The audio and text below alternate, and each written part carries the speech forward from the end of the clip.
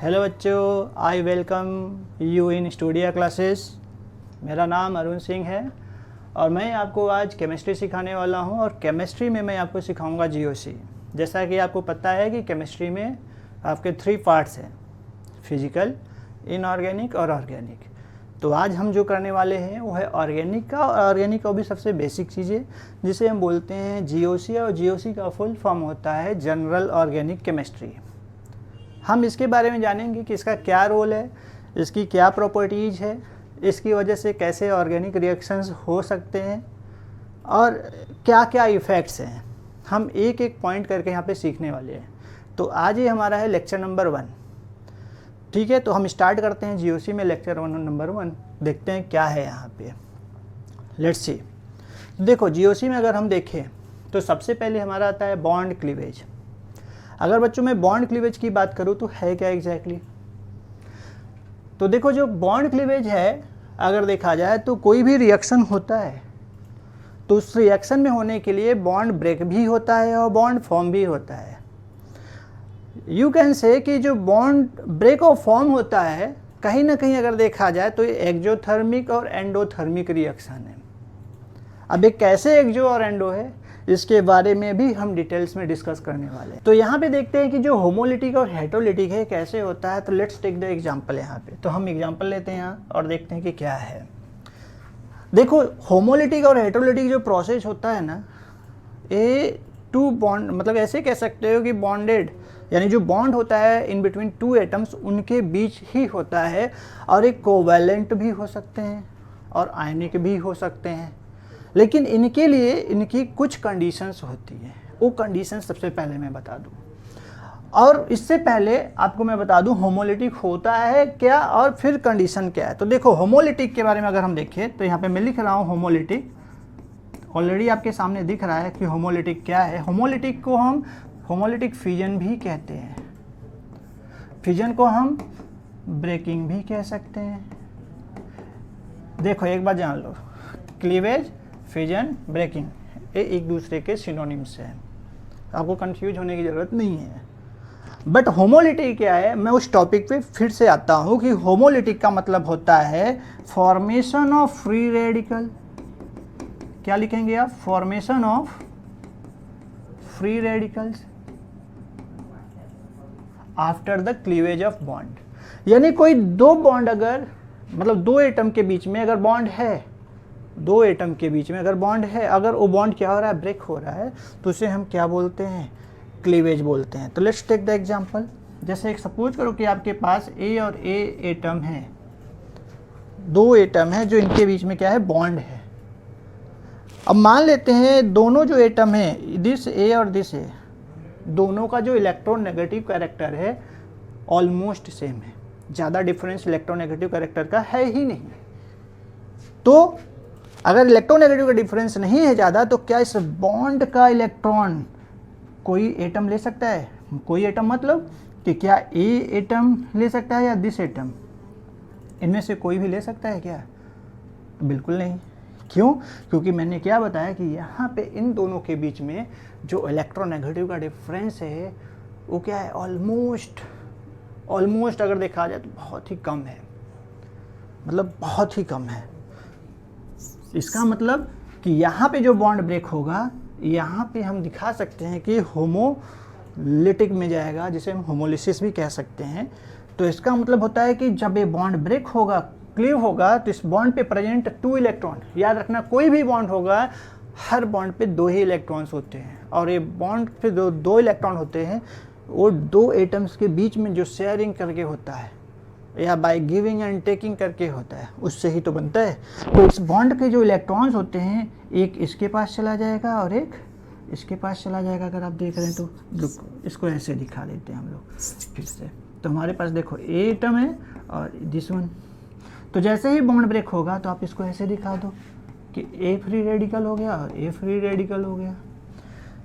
अब free radical का मतलब क्या होता है कि क्योंकि जब इनके बीच जब बॉन्ड बना भी था, तो जो बॉन्ड इसके पहले आप देख रहे हो, ये जो बॉन्ड बना हुआ था तो कैसे बना था? क्योंकि ये अपना इलेक्ट्रॉन और ये अपना इलेक्ट्रॉन देकर शेयर किया हुआ था, और जब ब्रेक हुआ तो अपने अपने इलेक्ट्रॉन को क्या किए, ले लिए। तो ये जब ले लेते हैं तो वो रेडिकल के फॉर्म में आते हैं, इसे ही हम बोलते हैं क्या, रेडिकल्स। और ये रेडिकल्स के जब भी फॉर्म में होते हैं तो इनकी रिएक्टिविटी ज़्यादा होती है, याद रखना। अब इस रेडिकल की वजह से दो चीज़ें हो सकती है कि या तो ये डायमैग्नेटिक कैरेक्टर के होंगे या तो पैरामैग्नेटिक कैरेक्टर के हो सकते हैं। तो इसके मैं यहाँ पे आपको बेस्ट एग्जांपल देने की कोशिश करूँगा कि इस तरीके का जो फिजन है कैसे मॉलिक्यूल में देखा जाता है और इसके कंडीशन क्या है। तो देखो कंडीशन देखने के लिए अगर मैं बात करूँ तो देखो कंडीशन क्या क्या है, लेट्स सी। अगर कंडीशन की बात किया जाए तो देखो यहाँ कुछ कंडीशन है, मैं आपको दिखा रहा हूँ, इन शॉर्ट बता रहा हूँ, आपको भी ये कभी भूलने का नहीं होगा। देखो कंडीशन में क्या क्या है, आपने तो सुना ही होगा helper, this is the word helper, नाम तो सुना ही है हेल्पर, जहाँ पे H का मतलब क्या होता है, high temperature, what you can take, high temperature you can take here, कि जब भी यहाँ पे मोर देन 500 डिग्री सेल्सियस अगर टेम्परेचर है तो वहाँ पे फ्री रेडिकल्स जनरेट होने की चांसेस बहुत होते हैं। दूसरा क्या है, इलेक्ट्रिसिटी। अगर हम इलेक्ट्रिसिटी के प्रेजेंस में किसी का बॉन्ड ब्रेक कराते हैं तो भी वहाँ क्या जनरेट होगा, फ्री रेडिकल्स। और ये फ्री रेडिकल्स मैंने बताया क्या होता है, odd electron after cleavage of bond, जो एटम्स अपने अपने इलेक्ट्रॉन्स को ले लेते हैं, वही हमारा क्या होता है, फ्री इलेक्ट्रॉन्स होते हैं, जिसे हम फ्री रेडिकल्स भी बोलते हैं। एल मीन्स क्या होता है, एल का मतलब होता है लाइट। विच लाइट, आप यहाँ पे लिख सकते हो सनलाइट। कौन सा लाइट, सनलाइट है। और पी का मीनिंग होता है परऑक्साइड। परऑक्साइड, परऑक्साइड मतलब जैसे आप H2O2 ले लो, आप H2O2 ले सकते हो। अब यहाँ पे आप C6H5CO2 या CO का होल ट्वाइस आप ले सकते हो। ये हमारे क्या होते हैं, परऑक्साइड होते हैं, जिनके प्रेजेंस में होमोलिटिक फिजन होता है। याद रखना कौन सा फिजन, होमोलिटिक फिजन होता है।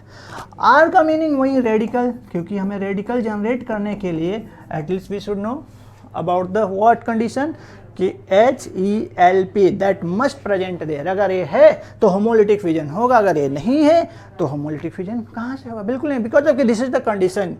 In this condition homolytic fission can be taken place, याद रखना है। और हेट्रोलिटिक फ्यूजन क्या होता है कि हेट्रोलिटिक फ्यूजन में क्या होता है कि जब मतलब कि जो भी है bond between two atoms, bond between two atoms अगर है और दोनों एटम के बीच में क्या है, इलेक्ट्रोनेगेटिविटी का डिफरेंस है, तो वहाँ पे एक एटम इलेक्ट्रॉन को लेना चाहेगा और दूसरा इलेक्ट्रॉन को देना चाहेगा। ऑब्वियस चीज़ है, क्योंकि वहाँ पे डिफरेंस ऑफ क्या है, इलेक्ट्रोनेगेटिव कैरेक्टर है। तो उसके बारे में भी हम देखेंगे कैसे। तो लेट्स सी, आगे हम देखते हैं यहाँ पे, ठीक है, चलो देखिए। अब देखो होमोलिटिक और हेट्रोलिटिक देखने से पहले यहाँ पे सबसे पहले आपको जानना होगा कि जो टाइप्स ऑफ रिएक्शन है, यानी जो रिएक्शन होते हैं हमारे सराउंडिंग में वो कैसे होते हैं, उनमें कौन अटैक करता है और किसके ऊपर अटैक करता है और बनता क्या है। तो अगर देखा जाए तो हमें पता है कि कोई भी जो रिएक्शन होता है उसमें जनरली हमें ये पता है कि रिएक्टेंट्स जो होता है किस में कन्वर्ट होता है, प्रोडक्ट्स में। अगर देखा जाए तो रिएक्टेंट्स किस में कन्वर्ट होता है, प्रोडक्ट्स में।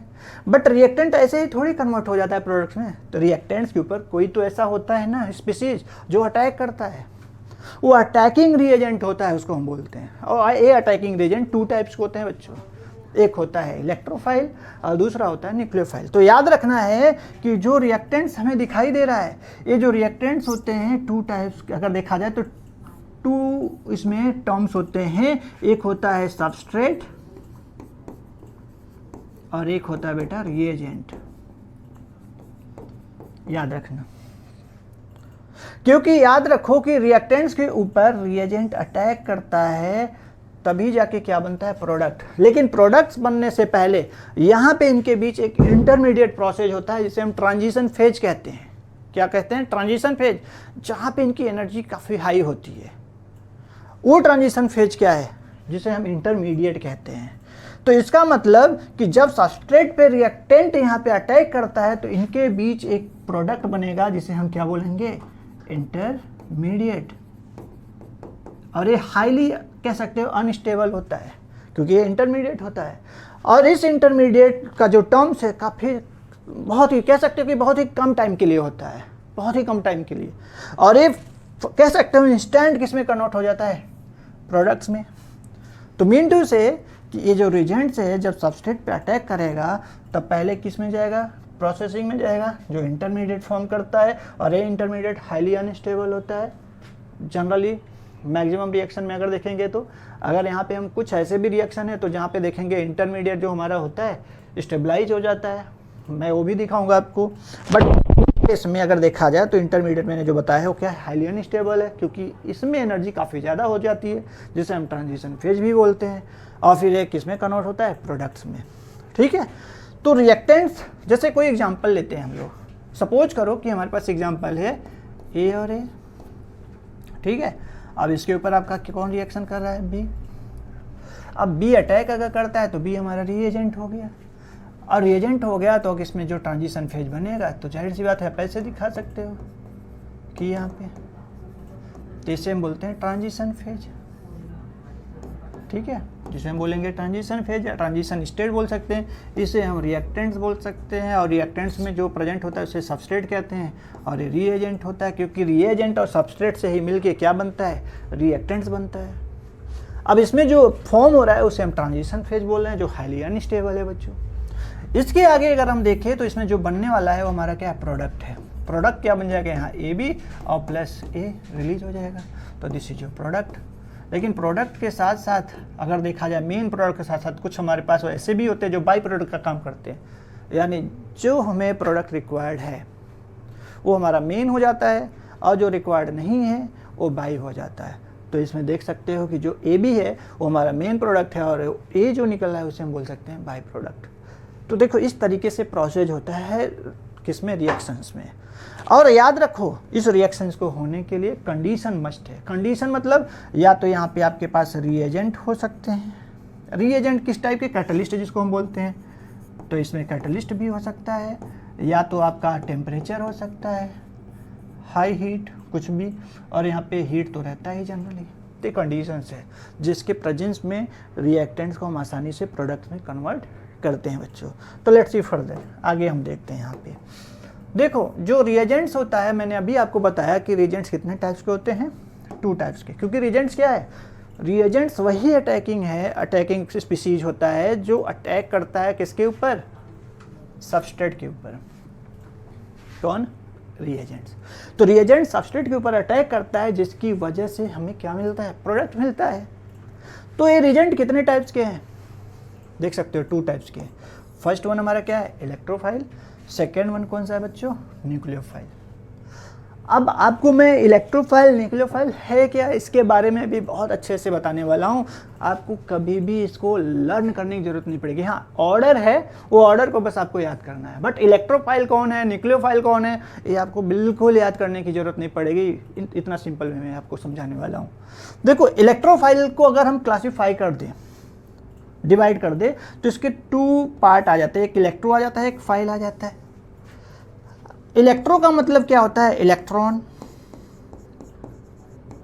और फाइल का मीनिंग क्या होता है, लविंग। कह सकते हो कि those species which are electron loving that is called electrophile. Electron loving वही है जिसको इलेक्ट्रॉन की जरूरत है, और जाहिर सी बात है इलेक्ट्रॉन की जरूरत किसको होगी, जिसके पास इलेक्ट्रॉन की कमी होगी। अगर इलेक्ट्रॉन की कमी है तो उसे हम क्या बोलेंगे, इलेक्ट्रोफाइल बोलेंगे। And that's why we can say here electron loving. ठीक है, क्या बोल सकते हैं, इलेक्ट्रॉन लविंग, इलेक्ट्रोफाइल। और ये इलेक्ट्रोफाइल भी अगर आपको देखा जाए तो 2 टाइप्स के होते हैं। एक होता है चार्ज्ड स्पीसीज और दूसरा होता है विदाउट चार्ज स्पीसीज। जो विदाउट चार्ज स्पीसीज होता है उसको हम लुईस एसिड भी कहते हैं। अब लुईस एसिड आपने पढ़ा होगा, लुईस एसिड है क्या, इसे तो 9-10 में भी हमें सिखाया जाता है, 11th के बेसिक में सिखाया जाता है कि क्या है Lewis acid. Lewis acid you can say that it's the those kinds of the acid which takes the pair of electron. जो पेयर ऑफ इलेक्ट्रॉन लेता है, ये जब भी लेगा तो पेयर में ही इलेक्ट्रॉन लेगा, यानी ऐसा स्पीसीज जो पेयर में इलेक्ट्रॉन लेता है उसे हम क्या बोलते हैं, लुईस एसिड बोलते हैं। तो इसके भी एग्जांपल मैं आपको दिखाने वाला हूँ, लेकिन उससे ही पहले मैं आपको यहाँ पे इसको सिंप्लीफाई करके समझा दूँ कि इलेक्ट्रोफाइल का मतलब क्या होता है, इलेक्ट्रॉन लविंग, और न्यूक्लियोफाइल का मतलब क्या होता है। गेस इट, गेस करिए। न्यूक्लियोफाइल का मतलब बच्चों हो जाएगा न्यूक्लियस लविंग। अच्छा हाँ, जो न्यूक्लियस लविंग है, अगर इसकी हम बात करें तो न्यूक्लियस को हम प्रोटॉन भी तो बोल सकते हैं, क्योंकि अगर न्यूक्लियस है तो न्यूक्लियस में क्या होता है, प्रोटॉन और न्यूट्रॉन होते हैं। प्रोटॉन और न्यूट्रॉन, न्यूट्रॉन तो क्या होता है, न्यूट्रल होता है। तो जाहिर सी बात है इसके पास जब इलेक्ट्रॉन की डेंसिटी ज़्यादा होगी तो किधर जाएगा, प्रोटॉन की ओर। So you also can say proton loving. अब प्रोटॉन लविंग वही होगा जिसके पास इलेक्ट्रॉन की डेंसिटी ज़्यादा होगी। इलेक्ट्रोफाइल वही होगा जिसके पास इलेक्ट्रॉन की डेंसिटी क्या होगी, कम होगी। तो अगर देखा जाए तो न्यूक्लियोफाइल उस स्पीशीज के ऊपर अटैक करेगा जिसके पास इलेक्ट्रॉन की क्या है, कमी है, और इलेक्ट्रोफाइल उस स्पीशीज के ऊपर अटैक करेगा जिसके पास इलेक्ट्रॉन डेंसिटी क्या है, ज़्यादा है। क्योंकि यहाँ पे अल्टीमेटली आप बोल सकते हो कि कहीं ना कहीं इलेक्ट्रोफाइल न्यूक्लियोफाइल पे अटैक कर रहा है और न्यूक्लियोफाइल किसके ऊपर अटैक कर रहा है, इलेक्ट्रोफाइल के ऊपर। बस फर्क इतना होता है कि यहाँ पे जो अटैकिंग रीजेंट होते हैं उसकी वजह से हमें प्रोडक्ट का फॉर्मेशन मिलता है।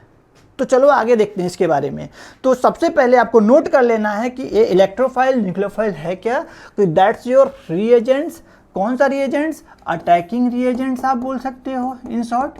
और अटैकिंग रिएजेंट्स है टू टाइप्स के हैं, जैसा अभी आपको दिखा दिया कि क्या होता है कि the site of the reagents attack can very based on the nature of the reagents. मतलब कि यहाँ पे कि कुछ ऐसे रिएजेंट्स होते हैं जो टू अटैकिंग साइड भी रखते हैं, लेकिन एक बार में एक ही साइड से अटैक करते हैं।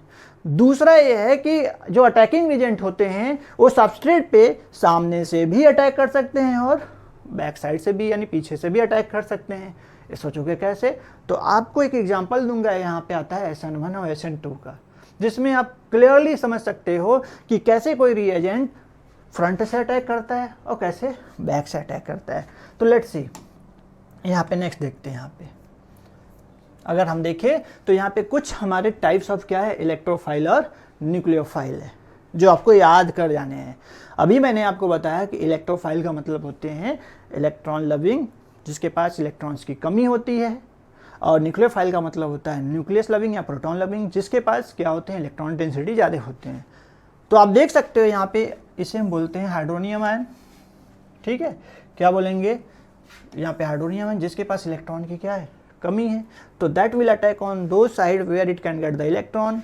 अगर मैं वही एक एग्जांपल किसकी बात करते हैं, यहाँ पे न्यूक्लियोफाइल में कोई भी ले सकते हो, जैसे यहाँ पे साइनाइड आयन ले सकते हो, यहाँ पे अपना ये क्या है, थायोसाइनाइड आयन है। इसी तरीके से यहाँ पे साइनाइड आयन है, तो इनमें से हाइड्रोक्साइड आयन है। तो जितने भी हमारे पास आयन हैं यहाँ पे, जिसके पास आप देख सकते हो क्या चार्ज है, चार्ज मतलब नेगेटिव चार्ज। ये नेगेटिव चार्ज का मतलब हो रहा है कि यहाँ पे इनके पास इलेक्ट्रॉन की डेंसिटी ज़्यादा है, और जब ये इलेक्ट्रॉन डेंसिटी ज़्यादा है तो किसी को दे सकते हैं आसानी से, और ये उसी को देंगे जिसके पास इलेक्ट्रॉन की क्या होगी, कमी होगी, और ये उसी से लेंगे जिसके पास इलेक्ट्रॉन क्या होगा, एक्सेस में होगा। तो इसका मतलब ये जो इलेक्ट्रोफाइल है इलेक्ट्रॉन लेने वाला स्पीशीज है और न्यूक्लियोफाइल इलेक्ट्रॉन देने वाला है। तो बच्चों थोड़ा सा वीडियो पॉज करके इस पूरे ऑर्डर्स को आप आसानी से क्या करो, लिख लो, देन हम आगे बढ़ते हैं। तो first you can write here the about the electro and nucleophile order. Order in the sense that is your example types, how you can get it, you can write it well. And now let's see further. आगे अगर हम देखें तो इसके बाद तो देखो अब हमारा आता है यहाँ पे कुछ इलेक्ट्रॉनिक डिस्प्लेसमेंट इफेक्ट। कौन सा, इलेक्ट्रॉनिक डिस्प्लेसमेंट इफेक्ट। लेकिन इलेक्ट्रॉनिक डिस्प्लेसमेंट इफेक्ट से पहले मैंने आपको बताया था कि मैं आपको बताने वाला हूँ एग्जांपल ऑफ किसके, इलेक्ट्रोफाइल और न्यूक्लियोफाइल के भी, और एग्जांपल ऑफ किसके, होमोलिटिक और हेटेरोलिटिक फ्यूजन के भी। तो देखो यहाँ पे मैं आता हूँ, थोड़ा सा बैक चलता हूँ और आपको मैं वहाँ पे समझाने वाला हूँ कि किस तरीके से रिएक्शन होता है। तो चलो देखते हैं यहाँ पे। देखो सबसे पहले मैं आपको समझाऊंगा कि होमोलिटिक फ्यूजन, मैं फिर से उसी टॉपिक पे आता हूँ क्योंकि इलेक्ट्रोफाइल न्यूक्लियोफाइल के साथ साथ वो भी हमारे लिए इंपॉर्टेंट था। तो यहाँ दो टॉपिक जो आपने समझा, उस टॉपिक पे मैं फर्दर यहाँ पे आता हूँ विथ एग्जाम्पल। देखो आपने देखा होगा कि आपके पास CH4 है और यहाँ पे Cl2 के साथ रिएक्शन हो रहा है इन द प्रेजेंस ऑफ, आपने देखा होगा सनलाइट, अगर देखा होगा आपने UV जिसे बोलते हैं। और इसमें आपने देखा होगा कि अगर क्लोरीन एक्सेस में है, एक्सेस का मतलब होता है उसकी अगर कॉन्सेंट्रेशन काफ़ी ज़्यादा है, तब तक रिएक्शन होगा जब तक कि इसमें से कंप्लीट हाइड्रोजन रिमूव नहीं हो जाता। तो अगर यहाँ पे कंप्लीट हाइड्रोजन हमें रिमूव करना है तो हमें क्लोरीन को क्या करना होगा, एक्सेस में लेना होगा अगर देखा जाए तो लेट्स सी यहाँ पे क्या बनने वाला है। तो यहाँ पे आपका जो बनेगा वो CCl4 बनेगा एंड 4HCl बनेगा आपका। और यहाँ पे आप इसको बैलेंस अगर करना चाहोगे तो आप कर सकते हो। देखो यहाँ पे क्लोरीन कितने होंगे 8, तो यहाँ पे आप लिख सकते हो 4। तो देखो ये हमारा रिएक्शन है। लेकिन ये जो रिएक्शन है किस मोड में हुआ, होमोलिसिस में हुआ या हेट्रोलिसिस में हुआ, कैसे हुआ, तो हम इसके बारे में जानने की कोशिश करेंगे। एक्चुअली ये जो रिएक्शन हो रहा है यहाँ पे सनलाइट आपने देखा, क्योंकि इसके पहले आपको बोला था कंडीशन हेल्पर, याद होगा तो इसमें क्या हो रहा है, सनलाइट है मतलब यहाँ फ्री रेडिकल जनरेट हो रहा है। और फ्री रेडिकल अगर जनरेट हो रहा है तो मतलब ये किस में हो रहा है, होमोलिटिक फ्यूजन में। तो लेट्स सी होता क्या है कि ये जो पूरा प्रोसेस है जनरली 3 स्टेप्स में कैरिड होते हैं, आपने पढ़ा होगा। एक होता है चेन इनिशिएशन, दूसरा है चेन प्रोपेगेशन और तीसरा है चेन टर्मिनेशन। अगर इनके भी अंदर जो सब स्टेप्स होते हैं अगर उसको भी मैं इंक्लूड कर दूं, टोटल अगर देखा जाए तो टोटल 12 स्टेप्स में यहाँ पे हो रहे हैं। एक एक स्टेप्स हम यहाँ पे डिस्कस करने वाले हैं। तो देखो कैसे होता है। सबसे पहले हम बात करने वाले हैं किसमें, चेन इनिशिएशन में। चेन इनिशिएशन, आप हेडिंग डाल लो, चेन इनिशिएशन। चलो देखो चेन इनिशिएशन का मतलब ये होता है कि reaction just starts there. Reaction जैसे स्टार्ट होता है उसकी बात होती है कि यहाँ पे चेन इनिशिएशन में किस तरीके से रिएक्शन स्टार्ट होता है। आप एक्सेस में क्लोरीन लिए हो, आपने देखा। अब क्लोरीन के बीच कैसा बॉन्ड है, कोवैलेंट बॉन्ड है, क्योंकि दोनों क्लोरीन के बीच इलेक्ट्रोनेगेटिव का डिफरेंस तो है ही नहीं, 0 कह सकते हो, क्योंकि दोनों तो क्लोरीन ही है ना। तो कैसे ये अपने बीच में डिफरेंस शो कर सकते हैं, बिल्कुल नहीं, क्योंकि इनके बीच जो इलेक्ट्रॉन की डेंसिटी ऑलमोस्ट सेम है, ऑलमोस्ट इक्वल है, हमेशा देख सकते हैं यहाँ पे। अब इसको जब हम सनलाइट के प्रेजेंस में ब्रेक करेंगे, सनलाइट को हम UV HNu या डायरेक्ट सनलाइट भी लिख सकते हैं। तो I am writing here HNu, कभी भी HNu है तो ओनली हैव टू थिंक कि दैट इज योर सनलाइट। अब हो क्या रहा है कि सनलाइट के प्रेजेंस में this bond will be broken there. तो जैसे ही ब्रोक होगा तो क्या हो जाएगा, यहाँ पे Cl के ऊपर फ्री रेडिकल एंड Cl के ऊपर फ्री रेडिकल।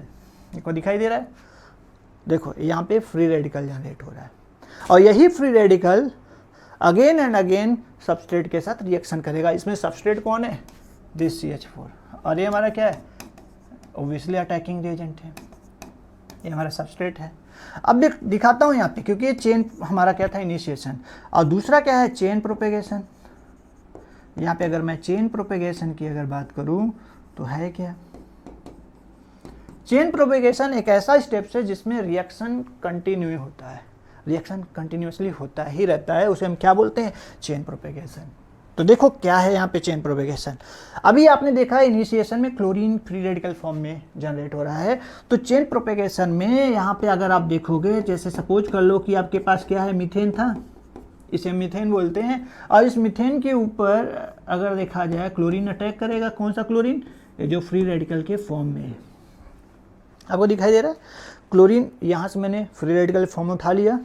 अब ये वही अटैक करेगा जहाँ पे फ्री रेडिकल्स होगा, लेकिन यहाँ पे फ्री रेडिकल है क्या, बिल्कुल नहीं, क्योंकि आप देख सकते हो सनलाइट के प्रेजेंस में है। इसका मतलब यहाँ पे कोई भी बॉन्ड ब्रेक होगा। वैसे तो बॉन्ड सारे ब्रेक होते हैं, लेकिन हमें स्टेप्स में दिखाने कि कैसे रिएक्शन हो रहा है। तो इसका मतलब सबसे पहले इस बॉन्ड को मैं ब्रेक करता हूँ। अगर मैंने इस बॉन्ड को ब्रेक किया है तो मतलब यहाँ पे जो बनेगा वो हमारा क्या बनेगा, फ्री रेडिकल बनने वाला है। क्या बनने वाला है, फ्री रेडिकल। ऐसे तो इस तरीके से आप दिखा सकते हो कि भी फ्री रेडिकल में गया। अब क्लोरीन क्या करेगा, देखो यहाँ पे 2 फ्री रेडिकल आपको दिखाई दे रहा होगा, एक हाइड्रोजन के ऊपर और एक कार्बन के ऊपर। तो क्लोरीन जो फ्री रेडिकल होगा उस फ्री रेडिकल के साथ फिजिबिलिटी के साथ बॉन्ड बनाएगा जो हाईली रिएक्टिव है। तो ऑब्वियसली हाइड्रोजन के साथ बॉन्ड होना है पहले, तो ये जो हाइड्रोजन है क्लोरीन के साथ जाएगा। और यहाँ पे जो नेक्स्ट हमारा प्रोडक्ट बन रहा है, आप देख सकते हो कि कार्बन फ्री रेडिकल के फॉर्म्स में जनरेट हो रहा है, क्योंकि एक फ्री रेडिकल इसका और एक फ्री रेडिकल इसका आपस में क्या करेंगे, बॉन्ड बना लेंगे। और बॉन्ड बना के देख सकते हो यहाँ पे निकल गया, वो बचा क्या, कार्बन फ्री रेडिकल के फॉर्म में अभी भी बच रहा है, आपको दिखाई दे रहा है, बचा है ना।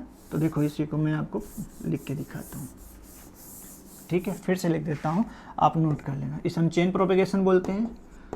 तो you can write here H H H, यहाँ पे H है आपका, और यहाँ पे Cl फ्री रेडिकल है, और यहाँ सनलाइट है, देख रहे हो, और यहाँ पे आपका क्या बन रहा है, H H H, और ये है, और प्लस यहाँ पे आपका बन गया HCl।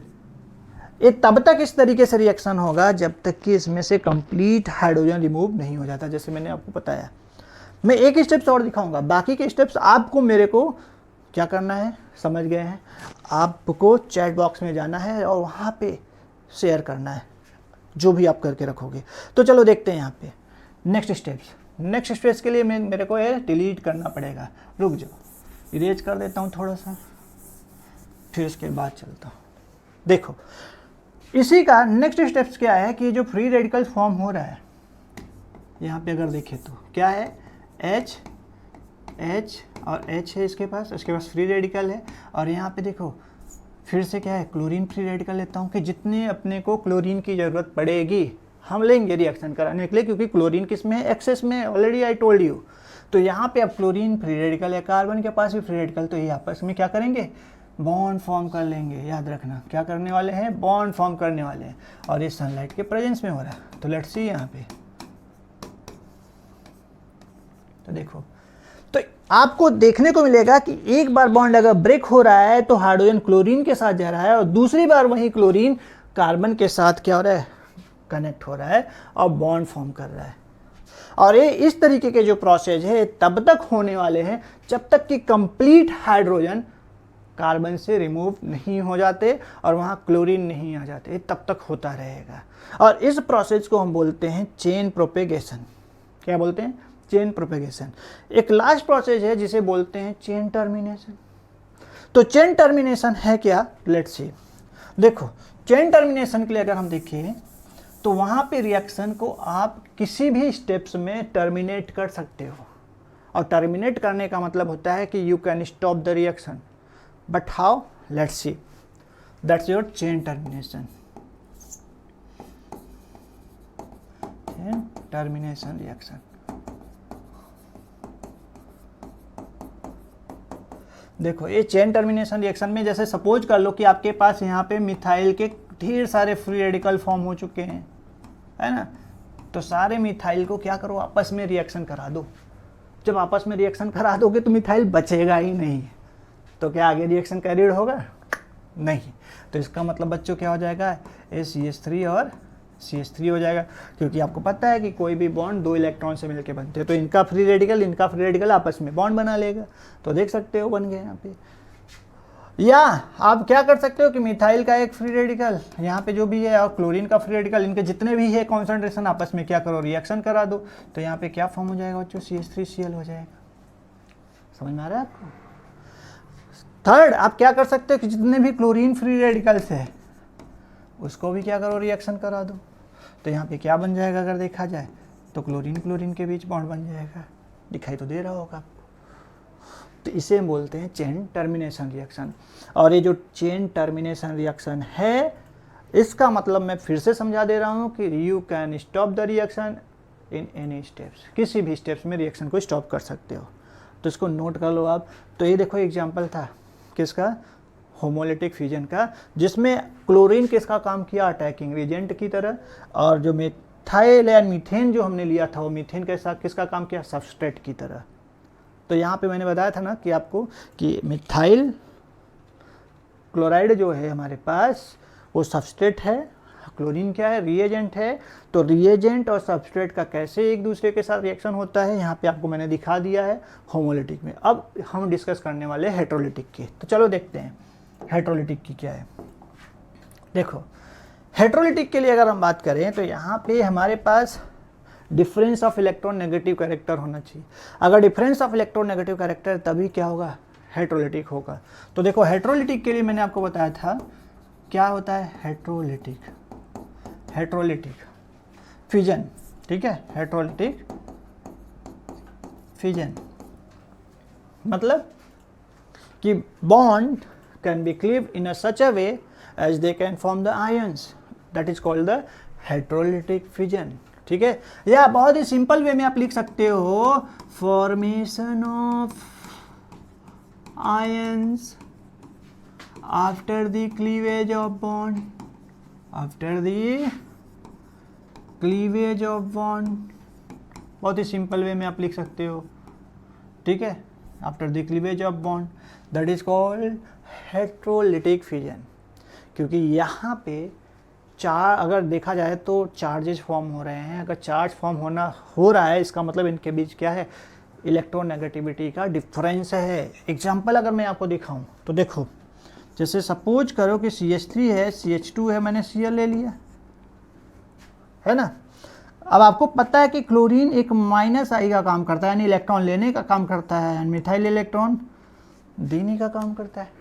एक बात और बताना चाहूँगा बच्चों, ये जो मैंने लिखा हुआ है इसे डेल बोलते हैं। क्या बोलते हैं? डेल, जिसे डेल्टा भी आप बोल सकते हो इस तरीके से। ये जो डेल है, जब भी बॉन्ड यहाँ पे बना हो दो एटम्स के बीच में और बॉन्ड ब्रेक कंप्लीट नहीं हुआ हो, या बॉन्ड वैसे कि वैसे हैं, तो हम यहाँ सिग्निफाई करते हैं कि कौन सा एटम किस कैरेक्टर का है। जैसे क्लोरीन हमारा नेगेटिव कैरेक्टर का है कंपेयर टू दिस कार्बन, तो हमने उसके ऊपर क्या लिख दिया? Delta minus. कार्बन क्या है? पॉजिटिव कैरेक्टर का है कंपेयर टू क्लोरीन, तो इसके ऊपर हमने लिख दिया डेल्टा प्लस।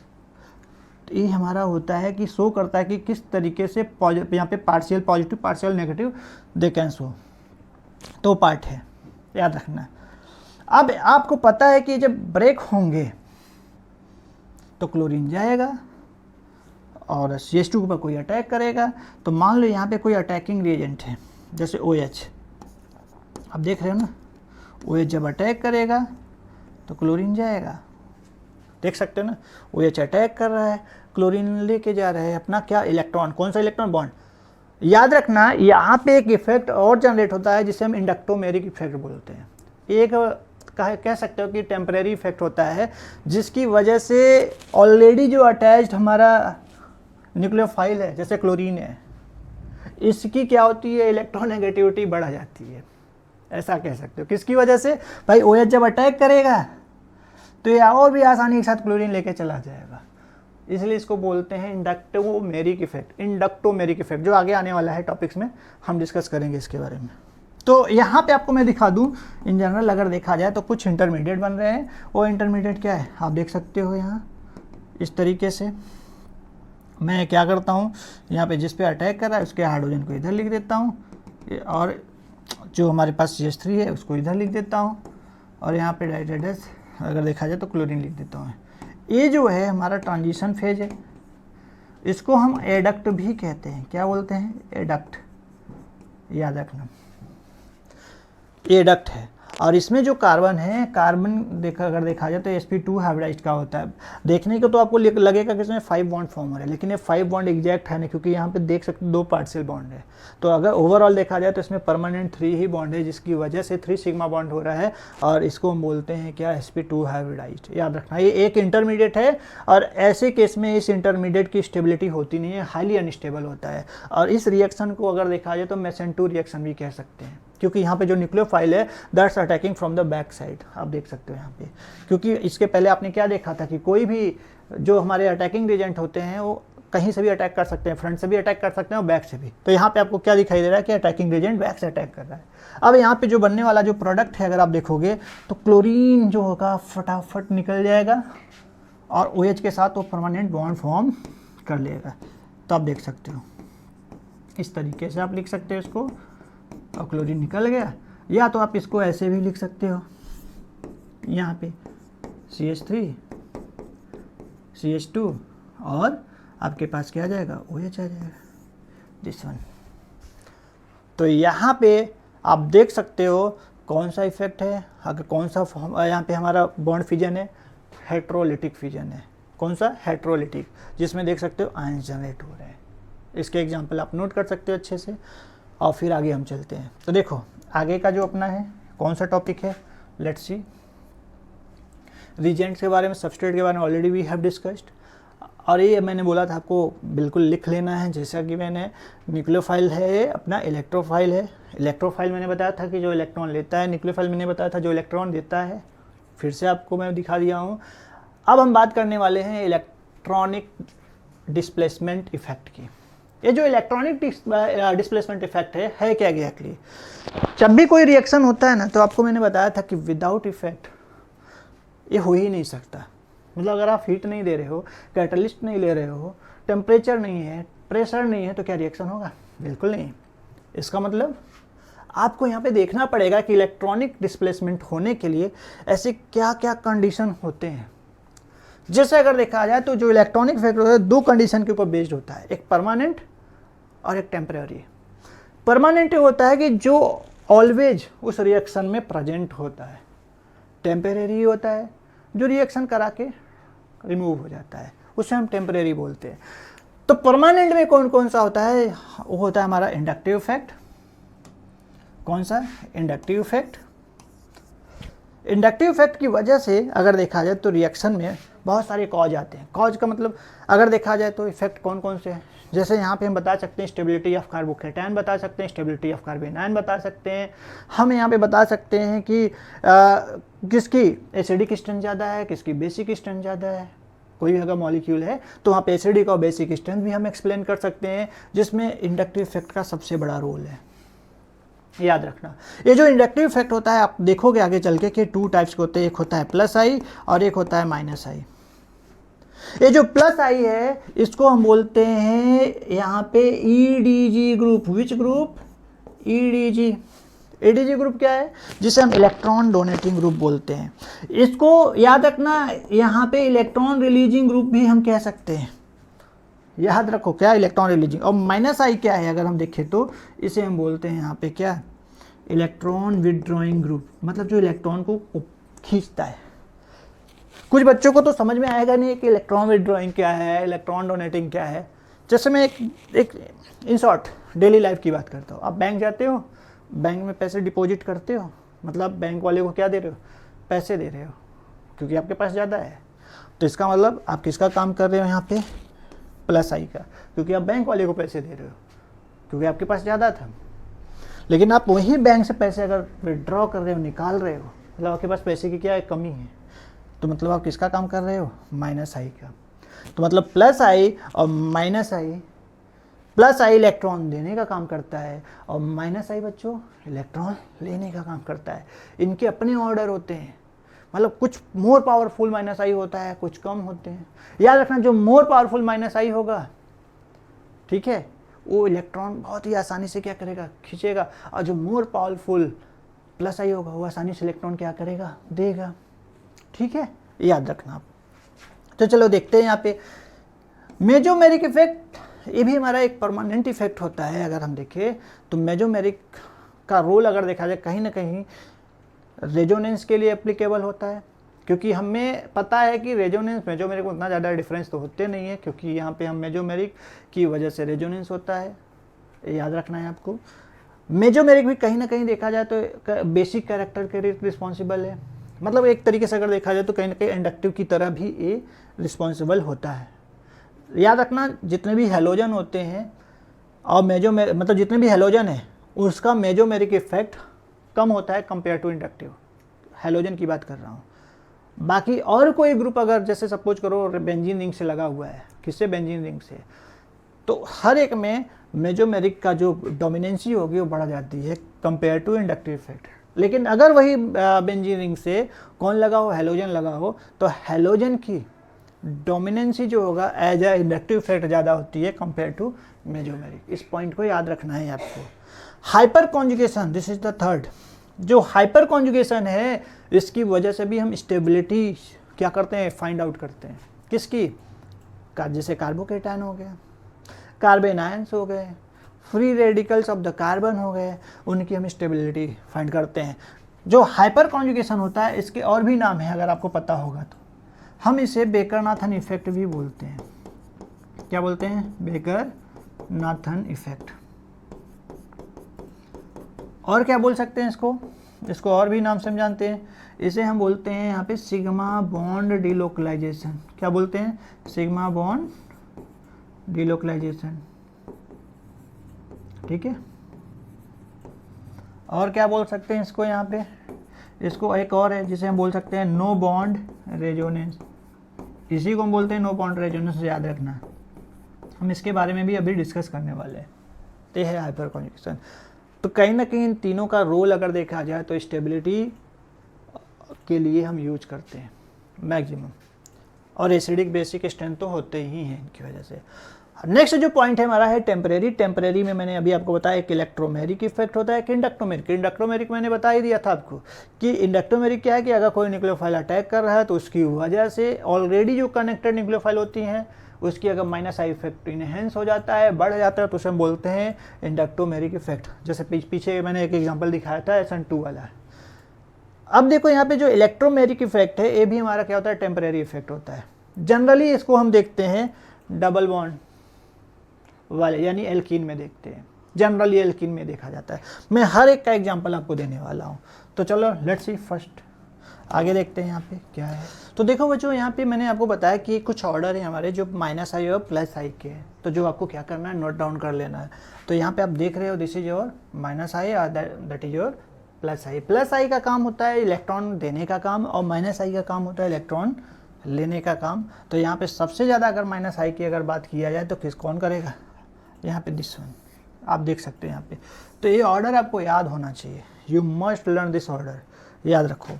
तो देखो यहाँ पे मैंने क्या बताया कि ये जो ऑर्डर आप देख रहे हो ये इंक्रीजिंग ऑर्डर इधर से है और इधर जहाँ हम जा रहे हैं अगर ऐसे जाते हैं तो इसे हम डिक्रीजिंग ऑर्डर बोलते हैं।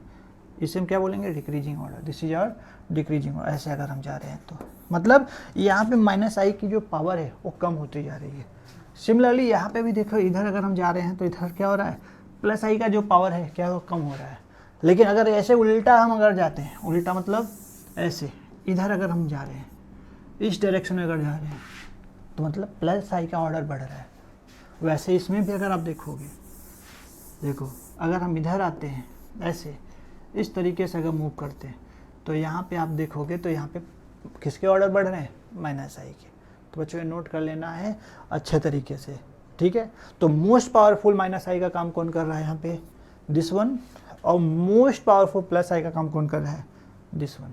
तो रिमेंबर दिस थिंग्स। तो देखो बच्चों आज हमने जो डिस्कस किया था इंडक्टिव इफेक्ट के बारे में, तो यहाँ पे मैंने जितने भी टर्म्स आपको एक्सप्लेन करके रखा हुआ है और इसके जो एप्लीकेशंस है ये हम लेक्चर नंबर 2 में डिस्कस करने वाले हैं। तो तब तक आप अपने साथ बने रहिए और अपने चैनल को लाइक और सब्सक्राइब जरूर करिएगा, जिससे आपको नया नया नॉलेज यहाँ पे यानी अच्छी अच्छी नॉलेज आपको मिलती रहे और आपको बहुत ही सिंप्लीफाई करके यहाँ पे हर एक टॉपिक्स को दिया जाएगा। चलो सेकेंड लेक्चर में मिलते हैं।